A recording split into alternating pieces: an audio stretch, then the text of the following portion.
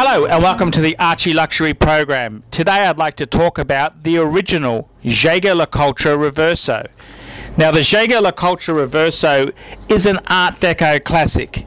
It came out in 1931, designed for polo players, so the fucking marketing scoop says, but yeah, it's a great piece there. And the interesting thing about Jaeger-LeCoultre, this is to quote an article from Benjamin Slimer from Time Zone. Jaeger-LeCoultre has long been considered a premium manufacturer, but the Reverso, what is now considered the marque's defining model, was not always revered as such. In fact, while the Reverso experienced immense popularity in the 30s, it quickly took a backseat to round watches of the 40s and remained a secondary player, even falling completely out of production for a brief period until the 80s. And that's the thing. The Reverso itself there, it came out a bit later than the Rolex Prince, and the fashions changed. And some great fans of the Reverso. Who were some great fans? Well, you've got aristocracy to Amelia Earhart. Amelia Earhart loved the Reverso. She wore one, and the King Edward VIII of England was also a proud Reverso wearer. Mind you, he was a fucking Nazi sympathizer as well, so that doesn't fucking mean anything much, really, does it?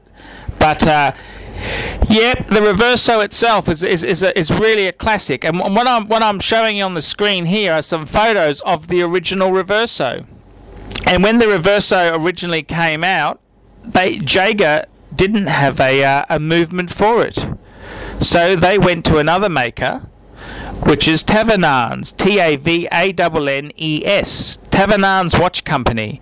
And Tavernanes is famous for making a lot of purse watches, little small watches. I believe some of the movements inside the Dunhill cigarette lighter watches, the Dunhill cigarette lighter clocks, they had Tavernanes movements in them as well. So yep, so Jaeger went there, and then after a couple years they put their own movement in, which I think it was early 33, and it was the Caliber 11U, which is a 15 jewel movement, and they removed the Tavernanes movement when they did that. But the interesting thing is that so in the 30s they were hot. In the 40s they lost flavour to round watches, and the interesting story has it that in the early 70s, one of the Reverso fans and watch collectors went to the Reverso factory, and he saw a pile of Jaeger-LeCoultre Reverso cases there, and he bought them and sold them with movements he fitted himself. And from there, they in the 80s they started to bring the piece back again, and it's quite interesting. In 1985, Jaeger-LeCoultre introduced an updated case that consisted of over 50 components, whereas the original cases had less than 30. And this resulted in the Jaeger-LeCoultre Reverso being waterproof. And the Reverso's really gone from strength to strength.